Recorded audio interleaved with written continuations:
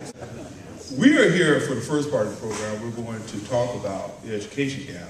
And interestingly enough, at the latter part of the program, we're going to talk about and celebrate with a person who's been involved in closing that gap. And so we have the opening part to tell you what the challenge is today with some new leadership in town. Her name is Campbell also. She is the new superintendent for the San Mateo County Board of Education. She's been involved as a superintendent in the area for 2 years, or no, for 2 different districts. And she's going to be interviewed by our very own Henrietta Boris, who, as you know, has a newspaper, East Palo Alto newspaper, that's right back on that table. And of course, everything is current, everything that is new, everything that is involved in this community today is in that newspaper. And if you can't find it in the newspaper, there are updates on her website. And of course, she has a television show. It hasn't gotten on the radio yet. No radio? Well, sometimes. All right. So we're going to give them an opportunity to discuss with us the status of our education in this county, what can be done, what can happen. And we're going to give them a big hand as I try to figure out how to get these mics up to them. Please, let's just welcome.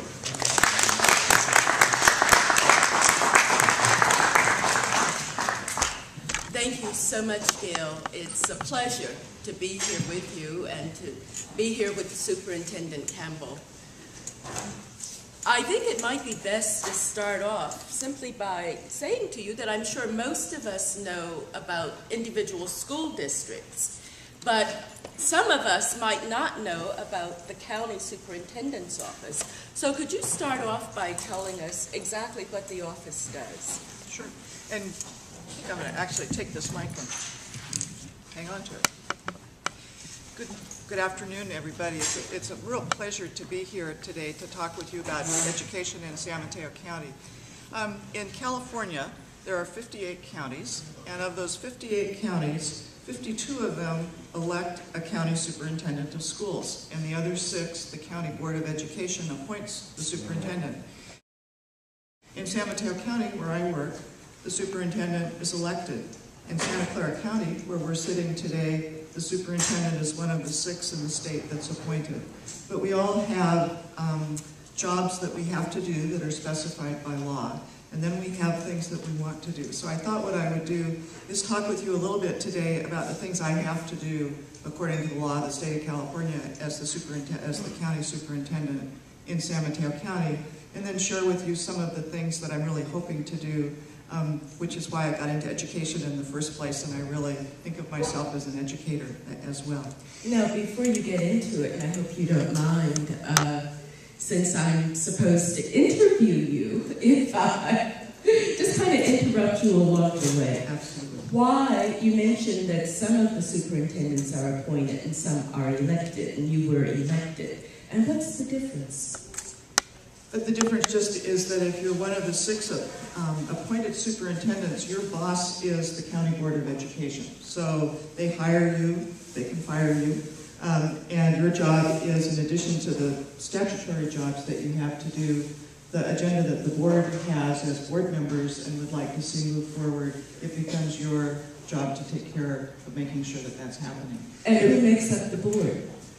The county boards of education, both in Santa Clara County and San Mateo County throughout the state of California, are all elected by the voters. So all of us in this room, if we vote in San Mateo County, choose the San Mateo County Board of Education. And there are 7 members who represent different geographical areas of our county in San Mateo. The same happens in Santa Clara County, that there are, I believe there's 7 board members on their board who represent different geographical areas of Santa Clara County. And you're going to tell us now about the responsibilities of the superintendent's office? Absolutely. I want to just kind of dovetail one other comment on, as an elected superintendent, it's a very different relationship that I have with the county board than in the previous 2 school districts where I was a district superintendent, because district superintendents are also hired by school boards, and you need to work together and be sure that what the board wants to have happen is getting done. As a county elected superintendent, you are my boss as the voters. So I do what I believe is the right thing, and as voters, you decide at election time whether to vote me in or out of office. And that's a very, very different relationship.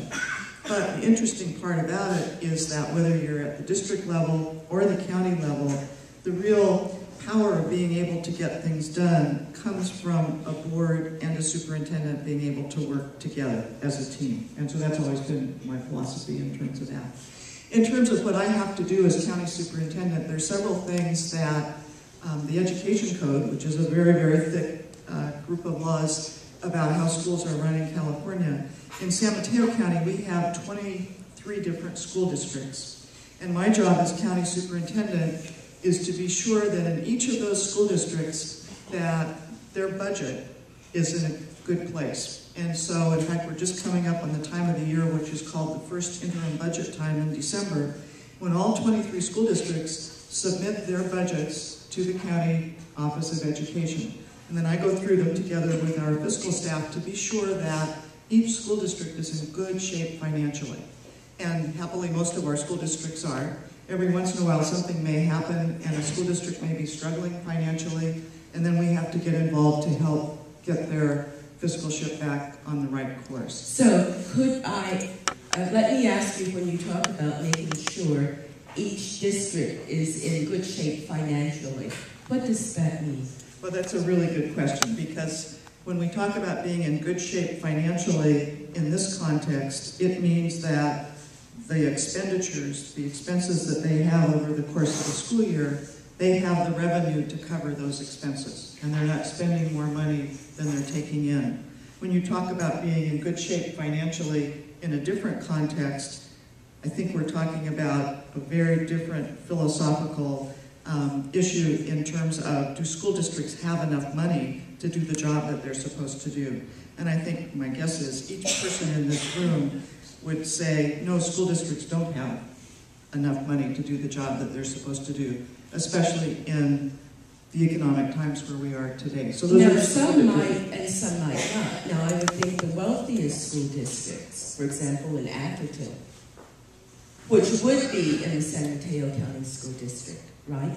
Right. Now, San Mateo County, we go into school finance, but San Mateo County is a very unusual county because it has very, very wealthy school districts, which are what are called basic aid school districts. And it has school districts that are really struggling, that are called revenue limit school districts. And that goes back a long time ago to several court decisions that said that the way that California at that point in time was financing its schools was illegal. It was providing educations for kids that weren't equitable all through the state.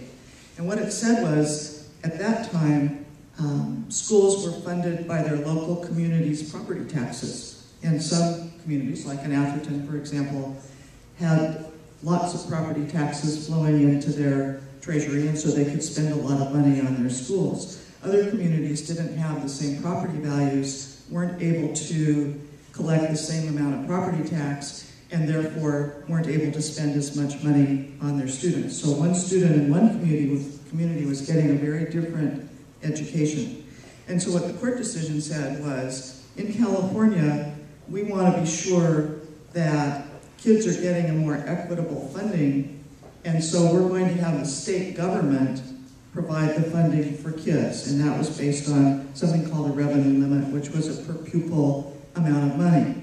But the interesting thing that has happened with that is there were communities that were able to have more money because of their local property taxes, and so they were able to say to the state, well, look, you don't have to give us any money at all. We're able to generate from our local property tax our revenue limit, so we'll just go away and you don't have to give us dollars. And from the state's point of view, that was great because they didn't have to take tax dollars from other places to make up the revenue limit. What that has resulted in, very ironically, is we're back in exactly the same situation we were when the Serrano case was decided probably 2 or 3 decades ago. That was what, Serrano Cruz? Serrano Cruz, yes. Yes. So, can I just add one last thing? Yes, go ahead. And interestingly enough, right now, in the court system, there is a case, the Robles Wong case, which has been brought on behalf of students by the state PTA, by the California School Boards Association, by the California Administrators Association, to say the way that California is currently funding its schools is not equitable, and we need to do something about it. So we're almost back. We've come 360 degrees from the beginning of the Serrano case. So right now, within the district, there are those school districts that have lots of money for their students, and then there are districts like, the Ravenswood School District in East Palo Alto, that would have less money. So when you're talking about making sure the school districts have, the budgets are financially sound, how can you ensure that? In terms, again, as we think about the two different ways of being financially sound, it's very easy to get expenditures and revenues to balance. So let's just sort of put that over to the side. And let's talk more about how do we get dollars into all of our schools so that all of our kids have what they need to be able to thrive as they move through their childhood, their youth, and into adulthood. And my sense is that all of us working together, and I honestly think at this point in time it has to happen at the grassroots level, because I don't think that Sacramento at this point is able to fix a system that's broken, quite frankly. And I think that by the lawsuit that's been filed, and then I think by each of us individually in our respective communities working together and partnering together, we have to rise up and say this isn't okay. And there's a group right now you may have heard of called Educacy, which is a group that started last spring as many different school districts, and whether they're revenue limit school districts or basic aid school districts, they've had to make substantial budget cuts.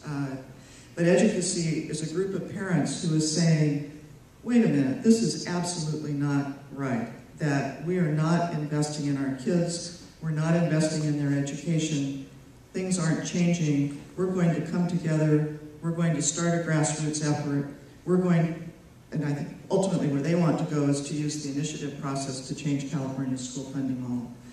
But that's one option of looking at. Well, I think what you're saying is absolutely fascinating. You talked about people rising up and saying it's not right. So let's say, talk specifically if you can, what can the group here in the room do in terms of rising up and making their voices heard?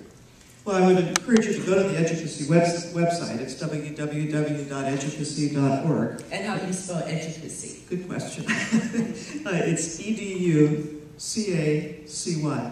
Educacy. Sort of like efficacy, but Educacy.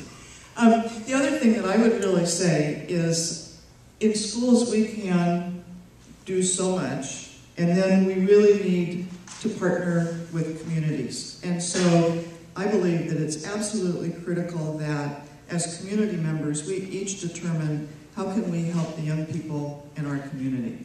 And that can be through a faith community, it can be opening churches to tutoring centers, to childcare, to preschool during the week. It can be really sitting down to help tutor a child, it can be being at the Boys and Girls Club, it can be, there's lots and lots of different ways. But what I think absolutely positively has to happen is that each of us, as adults, has to take an interest in the education of all of our kids. In whatever way we can express that, we should be doing that, whether it's tutoring or whatever.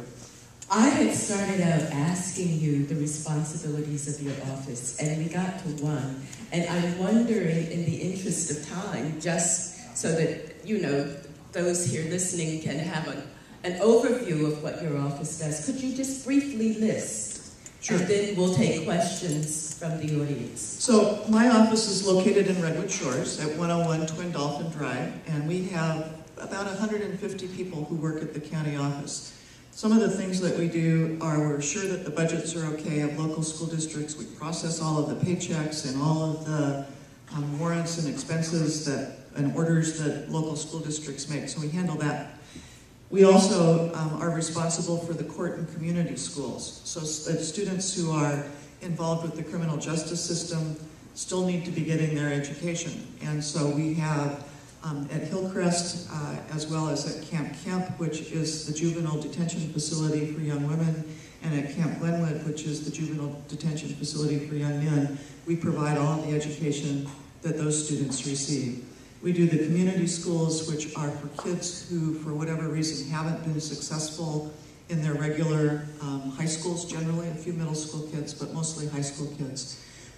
Those can be students who are transitioning from the court school back into the regular community on a probation basis. It can be students who've been expelled from school districts. It can be kids who are just really having a hard time in their comprehensive high school.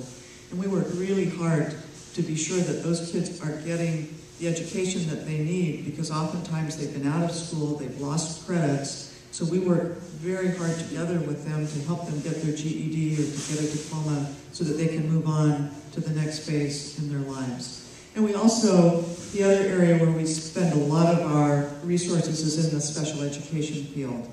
And we have many very intensive needs children who one school district couldn't serve because the disability that the child has is what's called a low incidence disability.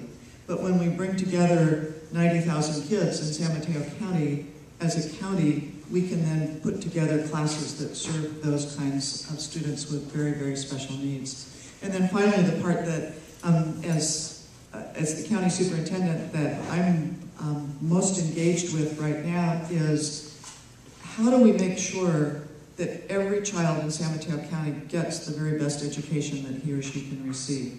And I happen to believe that the key to that is really quality teaching.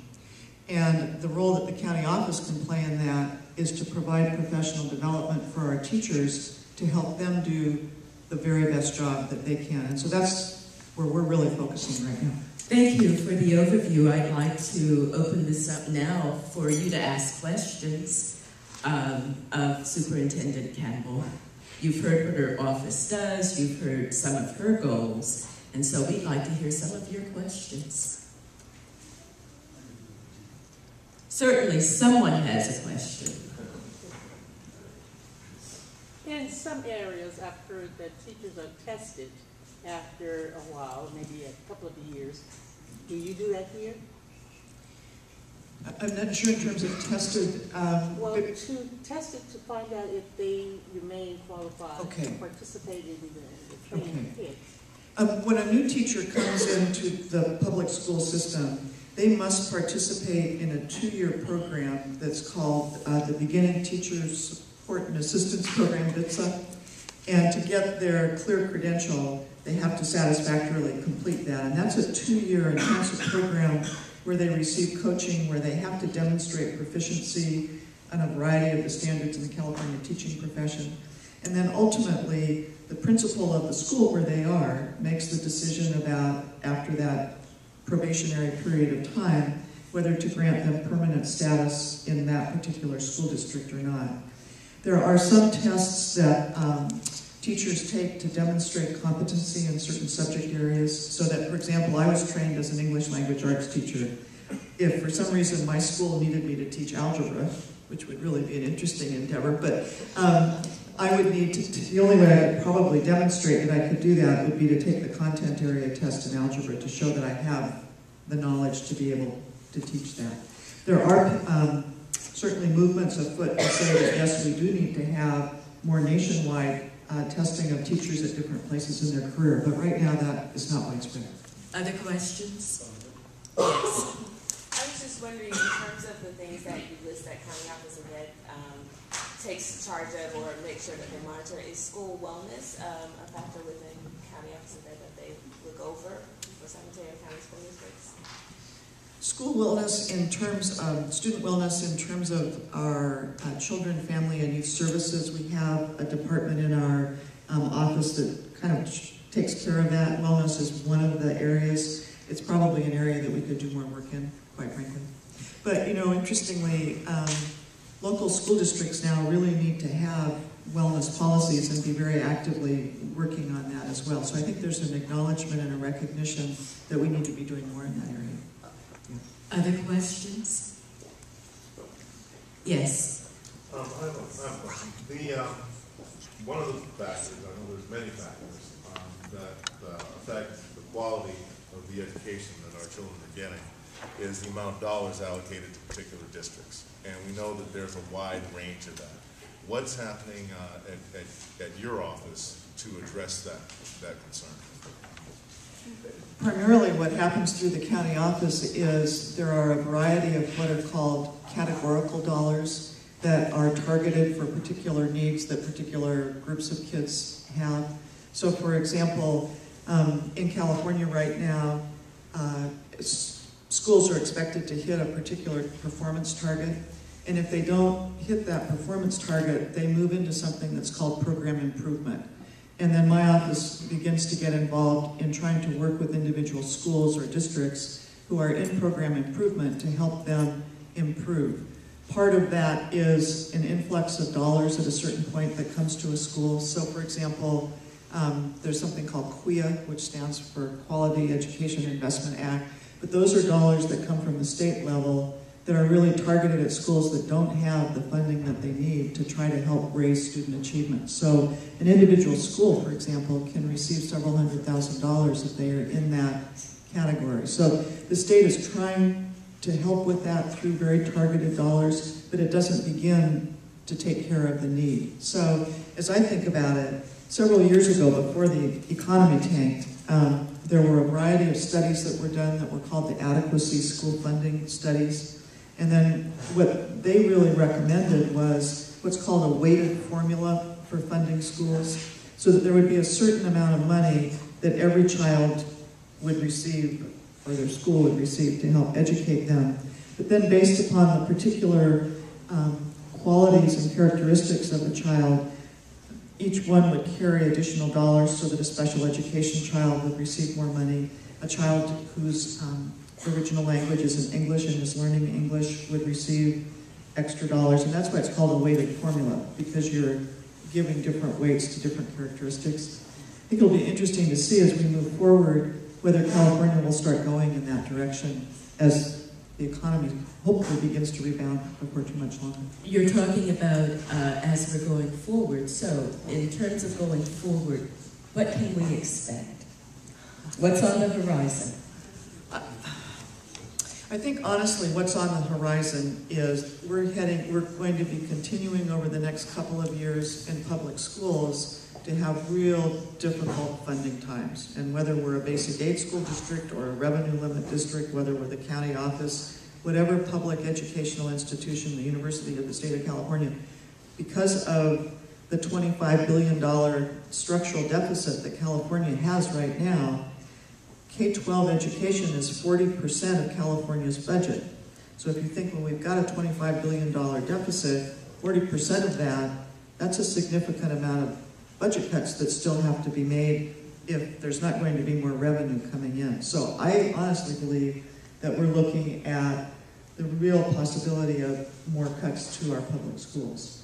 And so that's why I think it's especially important in a time of crisis and challenge that we're in right now for us to say to ourselves, as the adults in our society, we've got to be investing in our kids. There's just absolutely no doubt about that. And if the state government tax structure can't seem to do that right now, then we have to be very, very creative in our local communities in figuring out how to do that. And so I would encourage this group, as well as other community groups, to really come together as partners with the local schools and say, how can we make this work for our kids together? Well, thank you so much for at least allowing us to make it work in terms of having you present your thoughts to this Fellowship of Faith group. And I'd like to thank you very much, and I'd like to thank our audience. And I'll turn this back over to Gail. Thank you all very, very much.